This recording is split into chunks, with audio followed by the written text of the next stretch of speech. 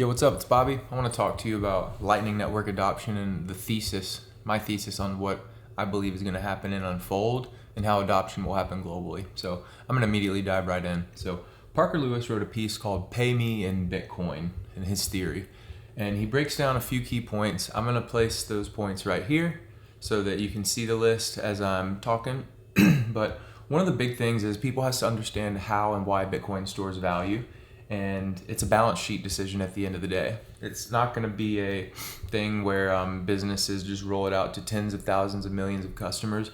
It's going to start on the individual. And in Parker's paper, he talks about the Bitcoin circular economy is not necessarily a thing or how Bitcoin will happen. It is a personal decision. So it's going to be person to person. It's not just going to be some big group of people all paying each other in Bitcoin. Second, merchants will drive the shift to Bitcoin payments for this reason. They will be saying, hey, we accept Bitcoin, and that merchant may offer a loss leader or a deal or something of that nature to those who have Bitcoin, or those with Bitcoin will be paying merchants. And next, merchants who understand Bitcoin and why it stores value will prefer it. So this is typically going to be a small business owner. It's not going to be a large institution that's being catered to and propped up by the current fiat system. It's going to be a small business owner, which at the end of the day, I was actually typing up data on this, which will blow your mind. 33 million SMBs are in America. 40% are owned by baby boomers, and 78% of SMBs are profitable. And 60% of these businesses have zero transition into the hands of the next business owner. So if you've been following me, you know deeply just that I have been talking about Bitcoiners need to acquire businesses or start businesses. So since 60% of these businesses actually have no transition plan, if those businesses do not get bought, they're going to shut down, and someone's going to have to start a business to serve those people. Therefore, rise up Bitcoiner, start a business, accept Bitcoin payments. Continuing through Parker's thesis, he says business owners are ultimately in control of what currency they accept. Hello, Bitcoiner, be a business owner if you have the wherewithal. Next, spending Bitcoin can be both rational and irrational. So you may want to spend Bitcoin because you want to get something. You have a good stack, you've been buying it for a long time, and you're ready to spend some. It may be irrational for you because you feel like you do not have a big enough savings. It can be both at the same time. There is no wrong answer. Next, spending Bitcoin is rational if the merchant is valued and saves in Bitcoin. So if there's a merchant that you really love and support and enjoy their product, and they sell something that is incredible and better than what the rest of the world sells, you may spend your Bitcoin on it. A lot of us enjoy buying grass-fed beef and high-quality food products because the food is broken. Things in the grocery store are trash, so we buy quality food with our Bitcoin. Next, accepting Bitcoin payments does not mean accepting fiat payments, and the transition to payments will be gradual, similar to saving in Bitcoin. And all this being said, Lightning adoption, merchants accepting it. In the world that we live in, most kids nowadays, when you ask them what job they want to have, they want to be a YouTuber or a content creator. They're not necessarily saying, hey, I want to, be a scientist, or I want to be an astronaut. They want to be YouTubers and content creators. And as to become a YouTuber or a content creator, you quickly realize it's very hard to make money. You have to get sponsorships, you have to advertise products, you have to do a lot of these things. And in order to get to that point, you have to have a tremendous amount of followers. Well, that climb from like zero to enough followers that warrants an advertiser to sponsor you or pay you is a grind. Now, when it comes to the Lightning Network and what Bitcoin enables, it actually gives users the opportunity to have zero followers or a small audience, and you can post content, and your first follower has the opportunity to support you.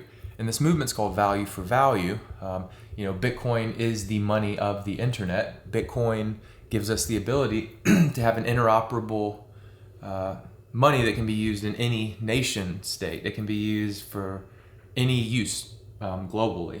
And it can be sent from one wallet to another. It doesn't matter whether you're using Cash App, or if you're using Wallet of Satoshi, or if you have your own node, anyone can use it globally. And value for value, just like the internet allowed information to travel, value for value is what enables value to transfer to anyone. So this is incredibly powerful. So let's talk a little bit about what value for value means. So some examples. Podcasting 2.0, if you've not heard of it, it's a initiative that advances podcasting capabilities and keeps it decentralized so that one main provider does not control and run all of podcasting. Now, podcasting is one of the most popular ways people create content because all you need to do is get a microphone, upload it, the audio file to the internet, and now you have a podcast. But with Podcasting 2.0, there's an open standard that competes with the closed standard of podcasting. This open standard allows for monetization beyond actually selling ads. Users can listen to you and stream money or tip you and send you value based on the content you've made. So you play, you enjoy, and then pay. So it's play to pay instead of pay to play. Because if you want to listen to a standard podcast, you might be thrown 10 minutes of ads, so you're having to pay with your time, or you're having to pay by losing your data in order to play and use that and enjoy that content. Where with Podcasting 2.0, you can just show up and enjoy it and play, and then you pay the content creator, if that makes sense. Another example outside of Podcasting 2.0 is Nostr, if you're familiar with Nostr. It's a text and messaging decentralized protocol that's become fairly popular among the Bitcoin group. It has a function where instead of just hitting like on a piece of content, you actually zap someone. And when you zap someone, you send them sats, you send them value. And what's powerful about this is that whenever you zap someone, it actually requires a bit more effort than a like. A like, you can just slap millions of them all day. Doesn't really mean anything. With a zap, you're actually sending someone value, so you don't typically just zap anything because then you just give away all of your money and capital if you just did it relentlessly nonstop. Zaps typically are what represent supporting something or valuing the content someone made or the enjoyment of it. So this was invented by a Nostr client called Damus, and a client simply means like the app, the interface in which you engage with the Nostr protocol. And Zaps are a great way for content creators to have their ideas validated and to earn. It's pretty cool. So all of this being said, I truly believe that when it comes to Lightning Network adoption and Bitcoin adoption, if Parker's thesis is correct here, where it talks about pay me in Bitcoin theory, that merchants are going to drive the shift to Bitcoin payments, there's two things, like I shared. One, a lot of businesses are profitable. There's tons of small businesses in America. 60% don't have an exit plan. If they don't have someone to sell it to, they're going to close. Therefore, you have the opportunity to start a business and make a tremendous amount of capital and then accept Bitcoin payments. The other piece, a lot of kids, they don't want to do traditional job roles and things. They want to be a content creator. Well, if you're a content creator, the road to monetization is challenging. It's very hard. Well, with Lightning and Value for Value, your audience can support you immediately, and they can add value and reinforce what you're doing day to day by supporting you with their sats and supporting you without you even needing to have a massive following. And for me personally, to close this out, I want to share an experience that I've had. There's a platform called Wavelake who is taking part in the value for value movement of music, and it allows you to upload your music to it via the Podcasting 2.0 standards, which you can learn about. I can share some notes later on that. But you upload your music with the Podcasting 2.0 decentralized RSS standard, and users, when they listen to it, they can just send you money in real time for listening. And what's really cool, what I truly love, that's been awesome for me, is Adam Curry, the guy who made podcasting. He's known as the Podfather. He's leading the Podcasting 2.0 charge. He has a show called the Boostagram Ball.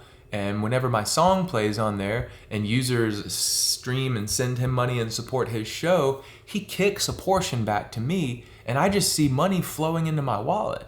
Now, I've never been a big musician. If you go to Spotify, I have 7 listeners a month.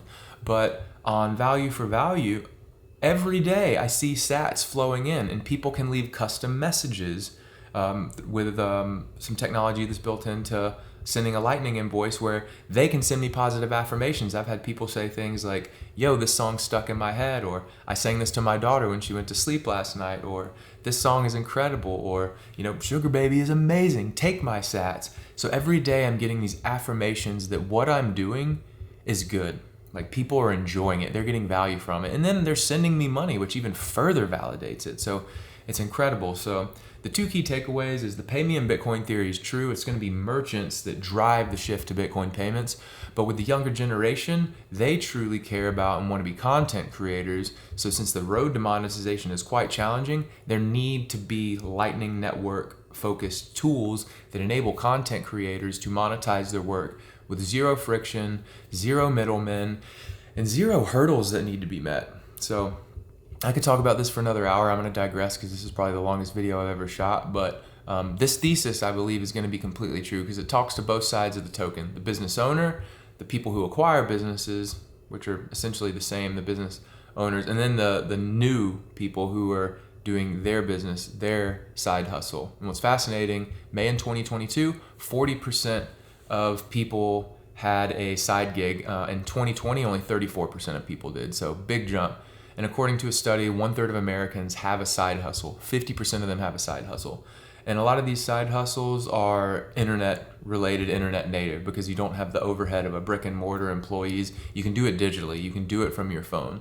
So these tools that integrate Lightning and frictionless payments and zero fee payments and the ability for people to monetize their face, their personal brand, that's going to happen with Bitcoin and Lightning.